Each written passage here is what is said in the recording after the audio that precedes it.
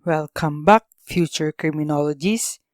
In this video, I will be discussing the difference between criminal law and civil law. Before we differentiate them, we will first define them. Criminal law is that branch of public substantive law which defines crimes, treats of their nature, and provides for their punishment. Examples of criminal cases are the prosecution of the crimes of murder, homicide, physical injuries, and other crimes written in the Revised Penal Code.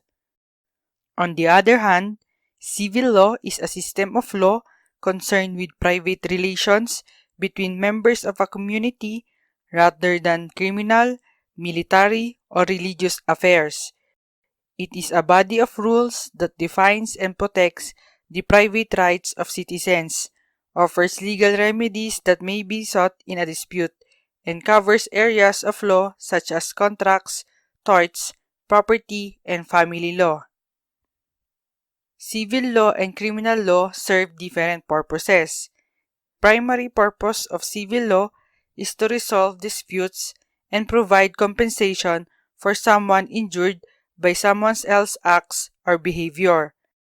The primary purpose of criminal law is to prevent undesirable behavior and punish those who commit an act deemed undesirable by society.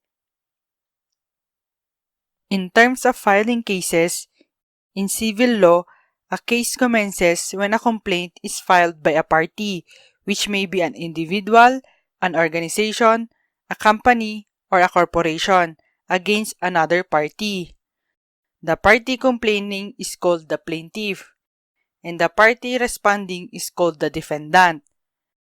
In contrast, in criminal law, the case is filed by the government, usually referred to as the state and represented by a prosecutor, against a defendant.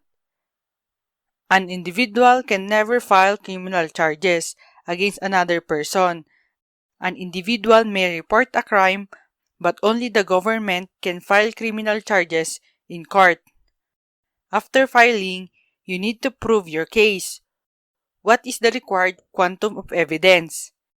In civil cases, the party having burden of proof must establish his case by a preponderance of evidence. In civil cases, the burden of proof is on the party who would be defeated if no evidence is given on either side. On the other hand, in all criminal prosecutions, the prosecution bears the burden to establish the guilt of the accused beyond reasonable doubt. All the presumptions of law, independent of evidence, are in favor of innocence, and every person is presumed to be innocent until he is proved guilty. If upon such proof there is reasonable doubt remaining, the accused is entitled to the benefit of it by an acquittal. One of the notable differences between civil law and criminal law is the punishment.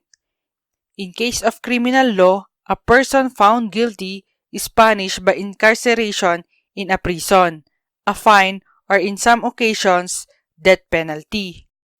Whereas, in case of civil law, the resolution to a case doesn't result in the losing party going to jail.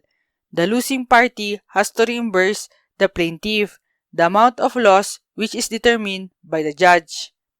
A criminal litigation is more serious than civil litigation, in that criminal defendants have more rights and protections than a civil defendant.